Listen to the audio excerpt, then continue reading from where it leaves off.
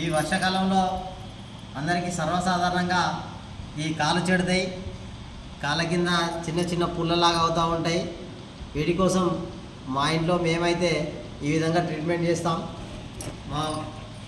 ఫస్ట్గా కాళ్ళని కొంచెం శుభ్రం చేసుకొని తర్వాత కొంచెం గోరువెచ్చని నీళ్ళు తీసుకొని గోరువెచ్చని నీళ్ళలో కొద్దిసేపు ఇలా కాళ్ళని ఆ గోరువెచ్చని నీళ్ళలో ఉంచి మళ్ళీ కాసేపు అయిన తర్వాత బయటికి తీసి నీట్గా శుభ్రం చేసుకున్న తర్వాత మేము ఇలా గోరువెచ్చని నీళ్ళలో ఒక 5 నిమిషాల పాటు ఉంచుకున్న తర్వాత ఈ విధంగా కాళ్ళని బయటికి తీసి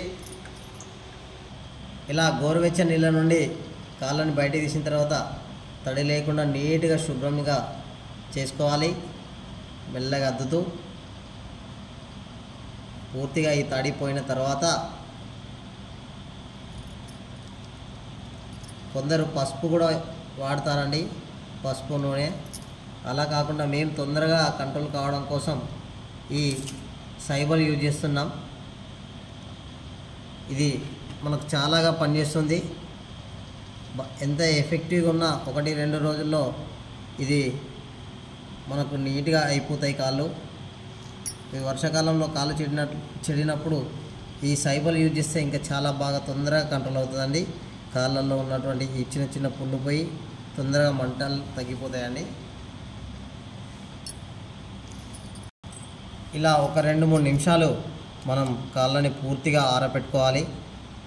ఆరబెట్టుకున్న తర్వాత తదుపరి మనకి ఎక్కడైతే క్రాక్స్ అనిపిస్తున్నాయో అరికాల కింద, ఎక్కడైతే ఈ వేర్ల కింద మనకు క్రాక్ లాగా అనిపిస్తుంటాయో అక్కడ ఇలా స్మూత్గా అప్లై చేసుకోవాలి. పూర్తిగా అప్లై చేసుకున్నట్లయితే మనకు 1-2 రోజులలో పూర్తిగా రిజల్ట్ వస్తుందండి. ఇది చాలా మంచి రిజల్ట్ కూడా ఉంటుంది.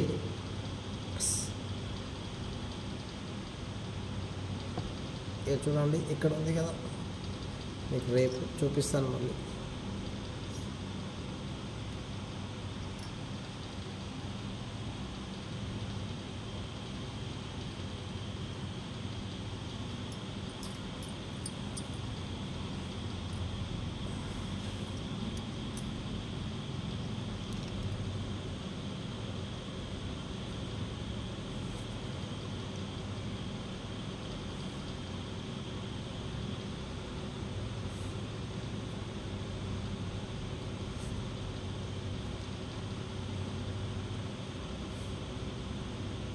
హాయ్ ఫ్రెండ్స్, అందరు ఇలా ట్రై చేసి చూడండి. ఖచ్చితంగా మీకు ఇటువంటి ఏదైతే కాళ్ళ కింద చెడడం అంటారు కదా, చిన్న చిన్న పుల్లలాగా తడిసిన వాటర్కి చిన్న చిన్న రాయి రప్పలు తగులుతూ ఉంటాయి, ఇసుక రెన్ను తగిలినప్పుడు ఇలా అవుతూ ఉంటుంది. సో ఇది తొందరగా క్యూర్ అవుతూ ఉంటుంది. కాళ్ళని ఎప్పుడూ తడి లేకుండా ఆరలేవో చూసుకోవాలి. వర్షాకాలం చాలా జాగ్రత్తగా తీసుకోండి అందరూ కూడా. Bye friends.